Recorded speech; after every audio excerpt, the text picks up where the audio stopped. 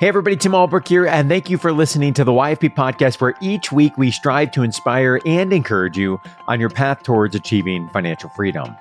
This week, I welcome Stacie Moltzan Loescher onto the show to talk about her debt-free journey, both how and why she paid off $345,000 of student loans in just 5 years. We discuss her motivations behind aggressively paying off the student loans, how she was able to do it, strategies she employed to keep her momentum and motivation, and lessons that she learned along the way. Before we jump into this inspiring interview, let's hear a brief message from YFP team member Justin Woods.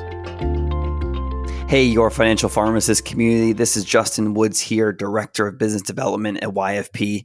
You may be one of the 13,000 pharmacists that have already signed up for YFP Money Matters, which is our weekly newsletter. But if you're not, what are you waiting for? I want to invite you to subscribe. We send financial tips, recommendations, the latest podcast episode, and money resources, all specifically for pharmacists.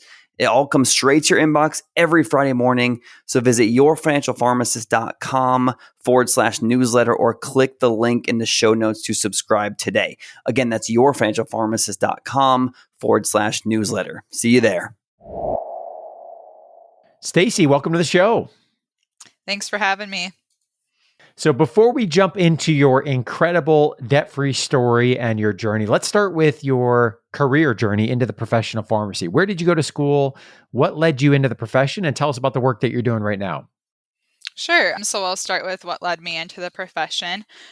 I grew up with two disabled sisters, one older, one younger. They were both born with cleft palates. So my older sister growing up, she couldn't swallow pills. She still can't swallow them to this day. So that meant that we would often find ourselves at the pharmacy. They would have capsules ready, and she couldn't take them, so we had to work with the pharmacist to get it changed to like a liquid form, or sometimes the pharmacist might say like, oh, it can be open and put into applesauce or what have you. But we often found ourselves working closely with the pharmacist to get it resolved. Sometimes there would be insurance issues with that because they don't like to cover suspensions for 14-year-olds. So we've had to work together with the pharmacist to get that resolved, whether it was a PA changing it or taking it and crushing it up and then putting it in liquid or applesauce.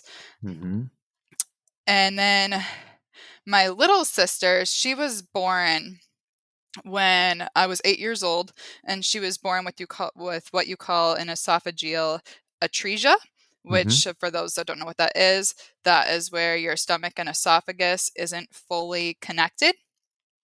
And so after she was born, she was life-flighted to Children's Hospital. She had to undergo a surgery, and that meant that she would be fed through a G-tube for the next 10 to 12 years of her life. So she had to have everything liquid form, and a lot of times with like amoxicillin, that's like a different viscosity than Pediasure is. So we would have to dilute that before we could give it to her through the tube, or else the amoxicillin would like get stuck and clogged in the tubing. And if we gave her too much volume, she would like get sick, have side effects. We often found ourselves crushing medicine too, and then suspending it in water to give it through the tube. Then she also had asthma, so we were doing nebulizer treatments several times a day. So those experiences growing up really sparked my interest in pharmacy. So then I went to North Dakota State to study pre-pharmacy after I graduated high school. And then from there, I found myself in North Chicago, Illinois at Rosalind Franklin University. And after I graduated pharmacy school, I took a job at CVS as a pharmacist in Wisconsin. And from there, I kind of worked at different retailers, grocery chain retailer, big box retailer throughout Illinois, Indiana, Wisconsin. Up until recently, I took a job with a grocery chain pharmacy as a central processing pharmacist. Been there about 4 months now. And in that role, we check prescriptions for their grocery stores in about 30 different states. So Oh, that's where I'm wow. at today. Awesome. Well, thank you for sharing your career journey and the motivation behind getting into the profession. I'm going to read to kick off you sharing your debt-free story and for us to dive into this a layer deeper. I'm going to read a post that you shared on LinkedIn that really caught my attention and led me to reach out to you, where you said, last month, I made my last student loan payment and my loan balance hit zero. After 5 years of working as many hours as my body would allow and living like a resident, I paid off $345,000. $235,000 of that was principal.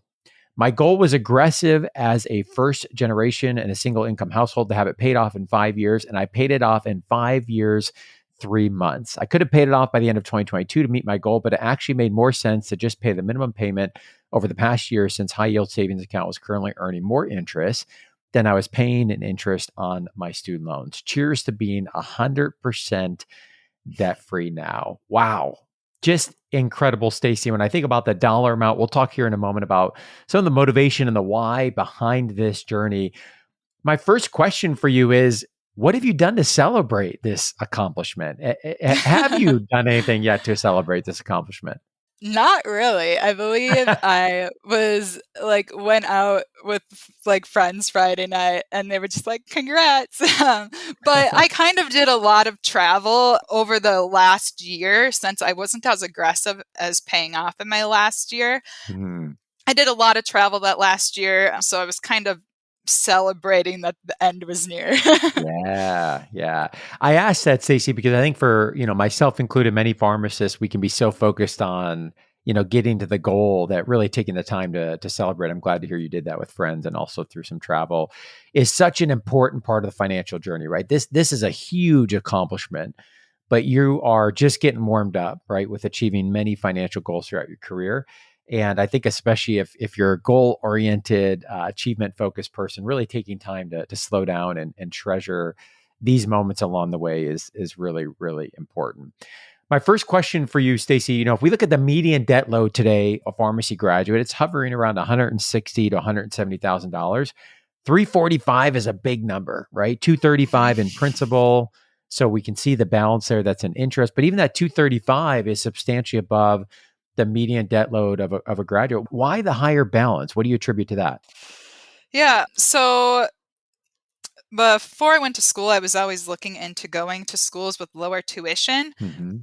And almost all that is from grad school. I only took out 5,500 in undergrad, and I didn't even need that. That was just because it was subsidized. Yeah. So I wasn't going to get any interest while I was in school, and it's a very low interest rate. So I took that undergrad loan just off the advice that my aunt had given me, that you need to take that because it's going to be the lowest interest rate you will ever get in your life. And she's like, Mm-hmm. just put it in a savings account. So that's what I did. And that's part of my emergency fund today, actually.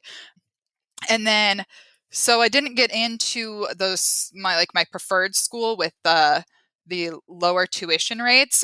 What I ended up getting into was a school that I was very interested in, and that's why I had applied.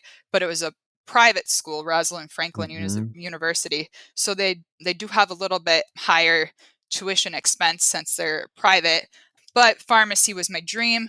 I always knew that's what I wanted to do. So, I went with it, and I Mm-hmm. I figured that I will figure out the student loans and pay them off as Mm-hmm. quickly as I can when I'm done. Was the 235 all federal or was some of that private? Everything was federal. So I Okay. took out the max amount that they would let you do, which was $35,000 for tuition, and then plus Mm-hmm. another 20,000 on top of that for living expense, which really isn't a whole lot to live off of. So I did work throughout all of pharmacy school and undergrad. And then so that was all federal. That was just about the maximum amount they would let you take out. I did return some while I was in school because they would let you borrow, and then if I didn't use it, if I worked and I made the money, I would Yeah. actually return it. So I could have borrowed, I think, about 20,000 more would have been the max. Mm-hmm. But then that all capitalized, of course, after I graduated. Yes. And I believe that capitalized to be $267,000. Here, new grads. Yes. Super important to understand that. Yeah. Yeah. So when I look at that number, Stacie, 345, rough math, you paid off 345 over 5 years. It's just shy of $70,000 a year. I think of a typical pharmacist income after taxes, maybe taking home $7-ish thousand dollars per month. Obviously depends on, tax situation, a whole host of other factors in terms of where their paycheck may be going. Nonetheless, that is a massive percentage of one's take home pay, right? $70,000 a year on average. And so my question is, I certainly have talked with a handful of pharmacists that have gone through an aggressive repayment period, but many others, may look at this and say, hey, I want to take this over a longer time period, less restrictive on the monthly budget, allowing additional funds to achieve other goals, other financial goals or other life goals, right? That people have. You mentioned travel, as one example. So why did you decide on an aggressive repayment strategy versus a longer, slower payoff that perhaps would have been less restrictive? What was the motivation for you? I did not want to have those loans sit there for that long. And if the longer you have them, the more you're paying an interest, which I saw that like right away with my first student loan payment.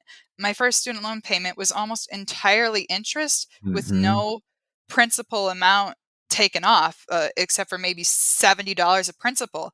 And when I saw that, I was like, this is going to take me forever. I need to put money towards the principal, any extra money I can to bring that principal balance down so I'm paying less interest, because Mm-hmm. the longer it takes to pay it off, the more interest you're going to pay. And I'm just not a fan of paying interest. I'd rather be earning interest. So let me dig a layer deeper there. That's kind of what I'm getting to, right? So no right or wrong answer here. I always, I talk to pharmacists that have student loans. One of the questions I like to ask them is, hey, where are you at on the student loan debt paying scale, right? 10 is the house is on fire. I want these gone yesterday. I would say you're probably closer to that end of the spectrum based on what I know thus far. 0 is like, they are what they are. They'll take care of themselves eventually. And so that's what I'm really trying to understand. No right or wrong answer. But when you say I hate interest, I want money working for me, take us a layer deeper. Like what is behind that? Is it simply the stress and the weight of that over your shoulders and having the mental clarity to see forward without it? Tell us more.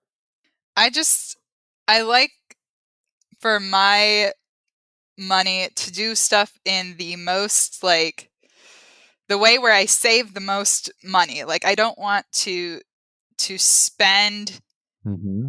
an extra $20,000 towards interest because I have to do an extra 5 years of payoff. I'd rather be done early, have that $20,000 and then be able to invest that or travel with that or do what I want with Mm-hmm. that. So I wanted to be able to kind of have financial freedom sooner in my life. Like I feel like if Yeah. I was paying off for 10 years, I would have been strapped down to those loans for 10 years, living paycheck to paycheck to try to pay them off. Mm-hmm. Whereas I figured if I worked really hard and I paid this off soon, then that 3,000 plus a month that I'm putting towards student loans, that I can then use that money how I want. If I want to invest it, if I want to travel, Yeah. I don't need to be paying student loans. I can just use it how I want. Mm-hmm. Yeah, that makes sense, and I see the passion coming out there, for you as you share that as well. One of the things I'm curious about, Stacie, so often when we look at the financial decisions we make as adults, we can see trends that tie back to childhood experiences, and it may not be that we were raised in the same way that motivates the decisions we make today. It could, in fact, be the opposite, or we're trying to move in a different direction. Sometimes it's affirming the decisions that were made, for us, or the household that we grew up in around money. As you think about this strategy of, hey, I want to get to financial freedom. I want to pay down this debt aggressively. I want this money working for me, right? I don't want to have to worry about interest. And so in the future, I can enjoy that on other things. Is there anything you attribute looking back from how you were raised, money approach in the household that impacts here the approach that you took with your student loans?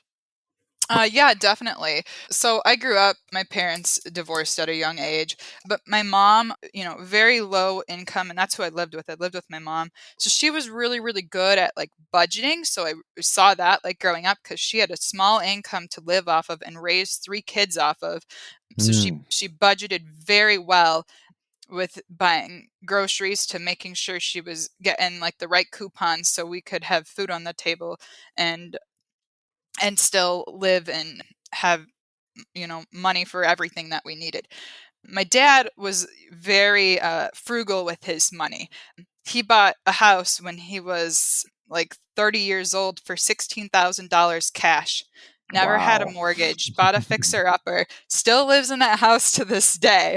Mm, It's like a 125-year-old home, I think now. mhm, So I think him never having any debt, he never had a credit card, he never had debt. He always paid everything cash, bought his cars cash, bought his home cash. So I think mhm, that's kind of why I didn't like seeing debt behind my name because it's not something that I heard growing up or in my family. My parents didn't have debt. So it was like a newer thing for me to like hear that and have so much. So I just wanted to get rid of it. And throughout this process, I did pay off a car note too, a $20,000 car note in 2 years because I just wanted it gone.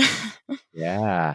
I can certainly see the threads, as you described some of those experiences, back to childhood. And I think that's something I'm always encouraging my own financial plan. I encourage others to look back as well. So much, again, as I mentioned, of how we approach our financial decisions, good, bad, or indifferent, right? Often ties back to some of the childhood experiences that we had. Stacie, I'm curious, one of the challenges with an aggressive debt repayment plan, right? 5 years, averaging about $70,000 a year, is being able to sustain the momentum and the motivation, right? We can start with good intents. Hey, I want to go aggressive repayment. That's something I hear from many pharmacy graduates, but actually being able to sustain that momentum can be very challenging. What kept you motivated? What kept you going throughout that 5 year period? Yeah, so I guess like my career itself kept me going, and with that, it helped me earn more income. I spent 3 years, the last 3 years, like as a manager, and I was picking up extra shifts, working extra hours, and anything that I earned over my base salary this over the course of my repayment, I always put the extra money towards my loans. So when I floated, I was actually when I like started with my last company, I was brought on as a 48-hour pharmacist. So that was like a lower salary, like 72,000 a year. Anything, and I made my budget based off of that Mm-hmm. $72,000, which included I put 3,000 of that toward my student loan itself, which I was required to pay 2,300. I always did put 3,000 towards it. That's what my budget was based off of. And then anything I worked over that 48 hours in a 2 week pay period, I put towards a student loan. So a lot of Mm, times I was working 100 or 120 hours a pay period, and all of that I put to the student loan. One of the jobs I had, I was getting reimbursed for gas and for tolls. And all that gas reimbursement, toll reimbursement, I put all that to student loans. mm-hmm. So as I was just picking up extra hours and helping people, which is my passion, it's just the money was coming in where I was able to just keep putting that towards my loans. And then as a manager, I was really, really driven to meet our store goals and such. I was at a store that was kind of challenging, that needed a lot of work, Mm-hmm. and I was able to just use that as my driving force to bring my store to help my store achieve. And then with that, I was just working extra hours, and that would help Yeah. with my financial. Yeah, what I hear there, Stacey, is you had a very clear goal and vision for your financial plan that really fueled the hard work, and the hard work which produced the payments and the additional income, is directly going towards your loans, which that momentum would then build upon itself. And you said something really important there that I want to make sure we don't overlook, which was that's what my budget could afford, right? And you made extra payments, but you mentioned with the $3,000, that's a really key important piece for those that are getting started with their student loan repayment journey. When you have so many different options to consider, especially for those that might work in a nonprofit sector or have a loan forgiveness option or choose an aggressive repayment and are looking at these two ends of the spectrum, how much your budget can afford is a critical number to understand to determine which loan repayment option may be best for your situation. So great wisdom there, Stacie, that you shared. I want to make sure we didn't overlook that. One of the most common questions I get when I present to new graduates or I talk about student loans is, should I pay down my debt or should I invest? And how do I balance these two? And my stock answer is, it depends, right? It depends on a lot of factors. How do you feel about the debt? What's your repayment plan? What does your budget afford? What's your timeline towards retirement? How conservative or aggressive are you? And so there's just so many components. And so I'm curious to hear from you, no right or wrong answer again. How did you reconcile this decision towards more debt payment and perhaps delaying that investing for a period of time? Yeah, so I was fortunate that when I did start my debt repayment, I already had an emergency fund built up when I started working when I was 14. And when I was 14, I was putting half of every paycheck away into a savings account to save for college.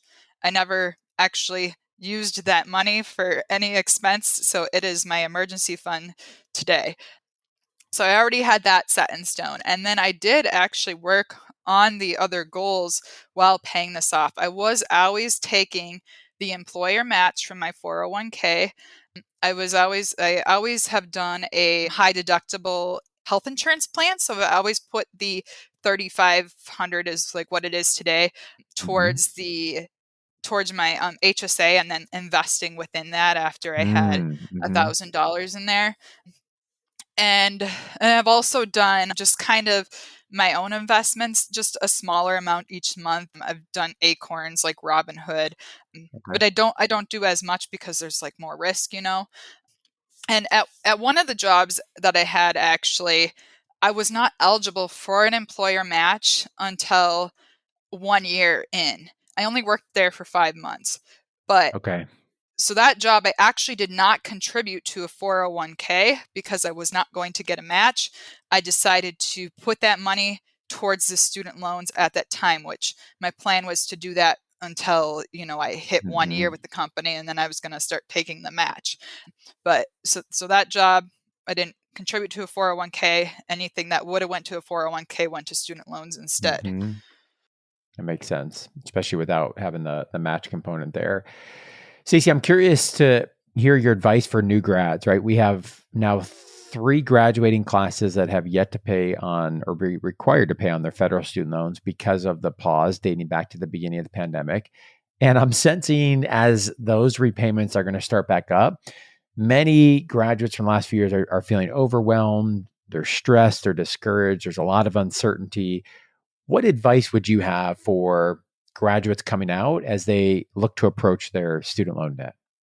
My advice would be, don't wait. Start planning now if you haven't already. Amen. So start looking at what's going to be the best loan repayment strategy for you, because there is different options that are better for different people. For some people, it's going to be doing the public service loan forgiveness.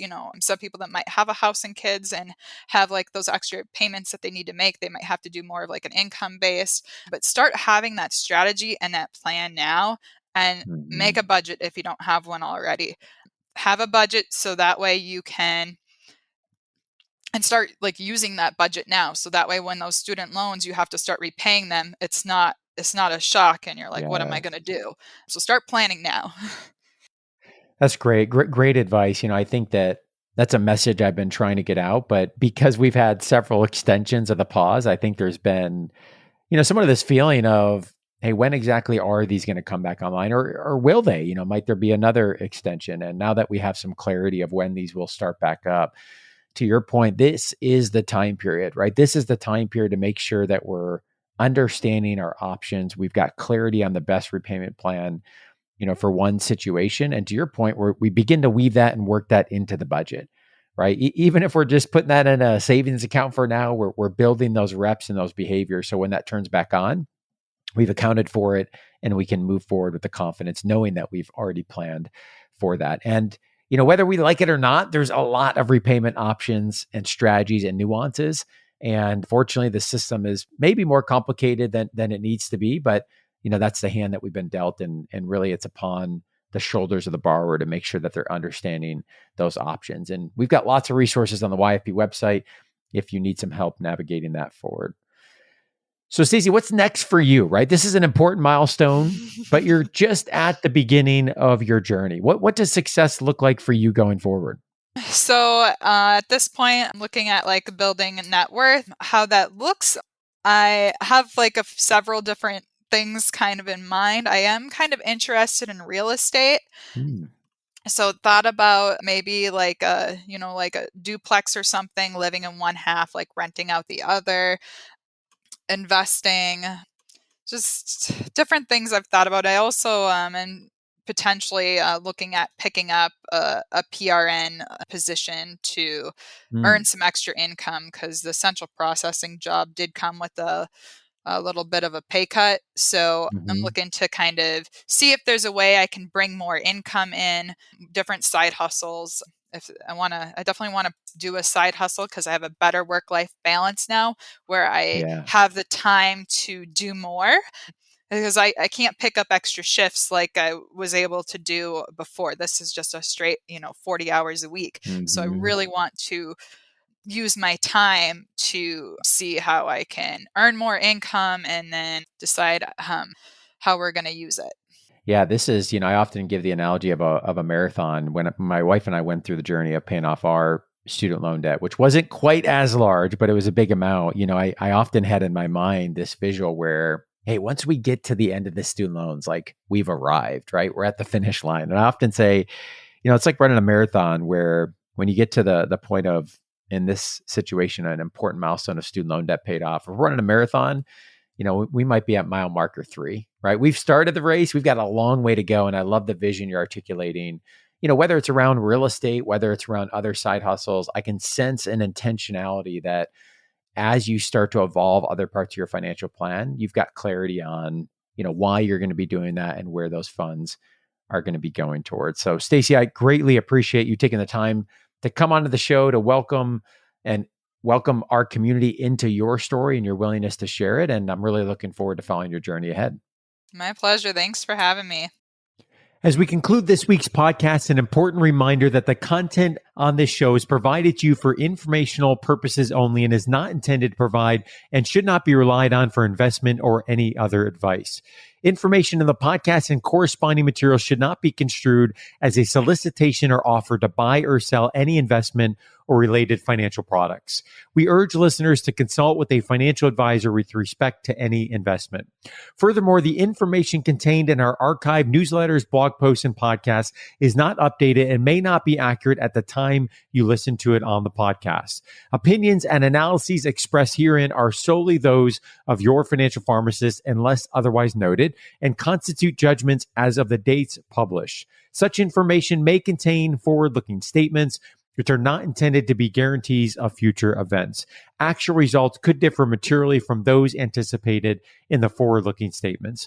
For more information, please visit yourfinancialpharmacist.com/disclaimer. Thank you again for your support of the Your Financial Pharmacist podcast. Have a great rest of your week.